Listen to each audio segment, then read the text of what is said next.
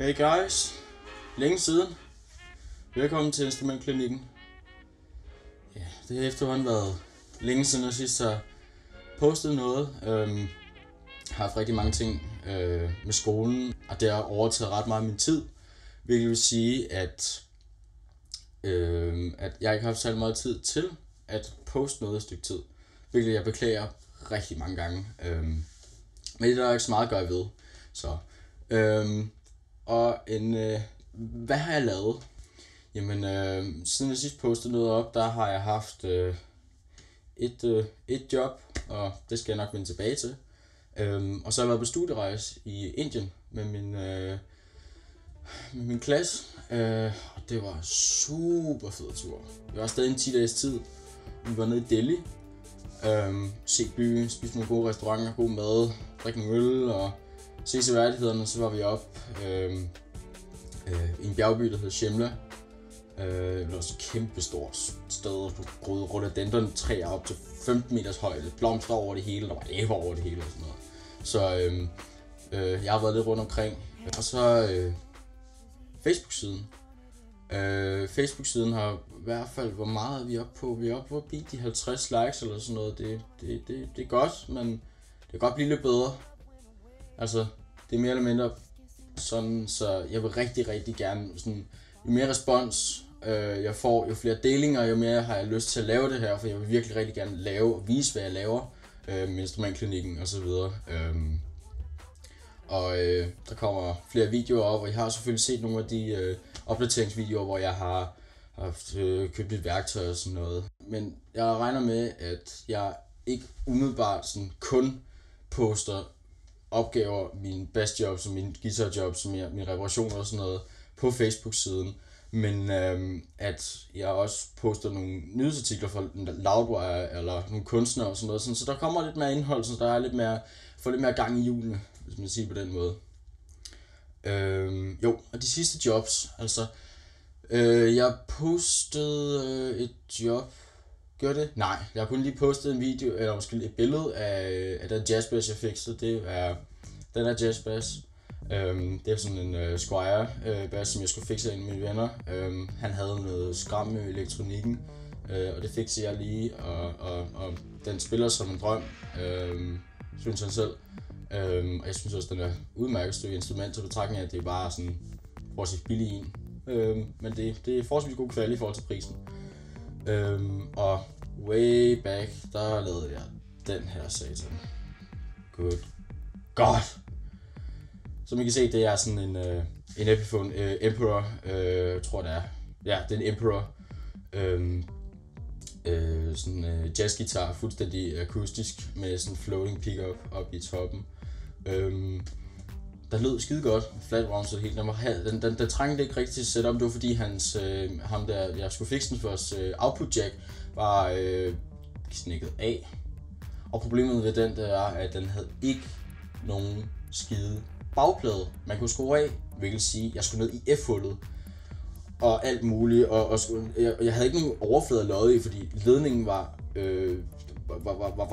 simpelthen for kort, så jeg skulle sidde og sætte jacket ned i F-hullet og prøve at løje det, og så skulle jeg prøve med skruetrækker og skydelærer og alt muligt, så brugte jeg næsten en time på at få det der skide jackkabel ind i det der skide bitte hul, og så løjede det skrue det sammen igen. Og det nåede jeg, og fyren gav mig en flaske vin for det, så det var sgu meget godt.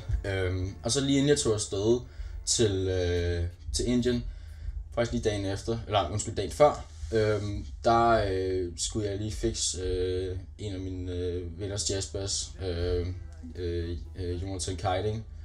Fed bassist, rigtig fed bassist. Han går ud af 3.G her om meget snart, og han har sådan en reissue, jeg tror det er en 62 jazzbass med sådan concentric pots, altså volumen i toppen og tone på 2 pots på en plads, og så volumen tone for den anden pickup på den anden. Der skulle lige rengøres, så skulle den justeres, have noget citronolie på gribrættet, og altså jeg siger bare, strengene sad 1 kilometer op fra det så ud som om, at den truss rod der var i, den havde overhovedet ikke blevet rørt ved, der var helt løs. Men jeg fik hvad nu det hedder, Jeg fik spænding i halsen ned, eller op, hedder det. Fik halsen til at gik herned til lidt mere vandret, så der var lidt mere relief, så strengene selvfølgelig kunne vibrere naturligt, uden at der var for meget fretbuzz. Plus det var sådan flat rounds, og de har lidt mere, skal jeg sige, flat rounds, de har en tendens til at sætte ret meget spænding på bassen, fordi de er lidt mere tough i det. Men vi fik den til at spille godt. Og han er super glad for det, og så videre. Og så er lige mit setup. Ja, som I kan se, der er sket ting og sager. Jeg har fået værktøj, jeg har fået sådan en, den her satan. Det er sådan en støbejernsfod med sådan en krokodillenæb, og så forstørrelsesglas til, når jeg skal lodde. Fordi når man sidder og lodder, så har man nogle gange brug for en ekstra hånd. Og har kun 2, ikke? Og det gode ved de her krokodillenæb, det er, når man lodder en kondensator, altså når der er en 400 grader varm loddekolbe i nærheden, i hvert fald når du lodder, så bliver komponenterne indeni, altså simpelthen elementerne inde i kondensatoren, de bliver simpelthen overophedet, hvilket sige, de kan skade den. Og det gode ved de der krokodillenæb, det er, at man kan lige nikke sådan en der på kontakten, eller en af poststykkerne på dem, og så leder det meste af varmen over på det krokodillenæb i stedet for direkte ind. Så når man nu har brugt 60 kroner på sådan en lille satan der, eller hvor meget nu det egentlig koster, så slipper man for, at man skal til at ødelægge det man lige har ødelagt, på grund af, at man skal til at fikse det, man skal fikse. Og så har jeg købt en ny loddekolbe heldigvis, fordi den jeg havde under lort. Men det er sådan en fancy en med justerbar temperatur, plus der er en svamp med, og jeg skal ikke tænke på, hvor jeg skal placere loddekolben, fordi det gamle, det var bare sådan en lille fod, en aluminiumsfod, som bare stod oven på bordet. Og loddekolben var fuldstændig blottet, hvilket siger, at jeg kunne brænde mig når som helst det skulle være. Hvilket ikke var særlig fedt. Men nu har jeg den der, den har sådan en helt holder, man kan sætte den i, så det er super lækkert.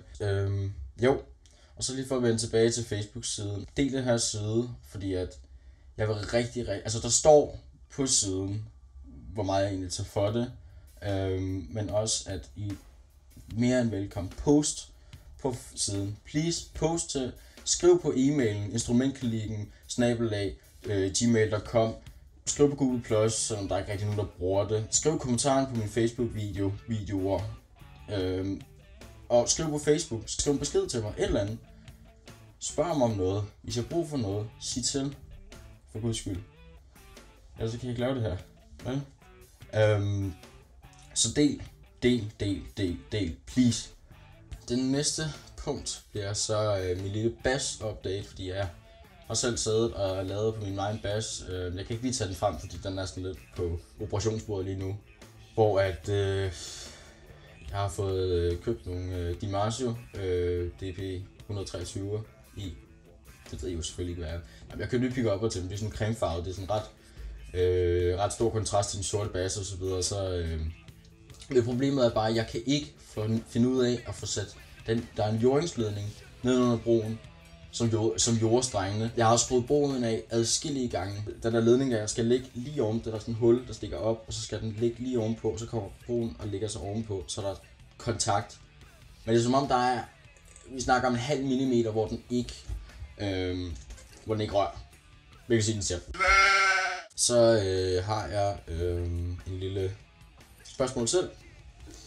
Fordi at en ting er, altså hvad jeg har lyst til at prøve på den side. Hvad savner I? Hvad vil I rigtig gerne have at se på den side der? Bare mig, der kører, hvad jeg skal? Skal jeg hive nørden med, som vi kan sidde og have en lille interview? Eller hvad skal jeg poste op? Nogle ud over links? Og hvis folk har spørgsmål til hensyn til, hvordan man selv kan justere sin egen bass, guitar, hvordan man putter strenge på osv. Men hvis I gerne vil have sådan noget på, jamen så skriv det.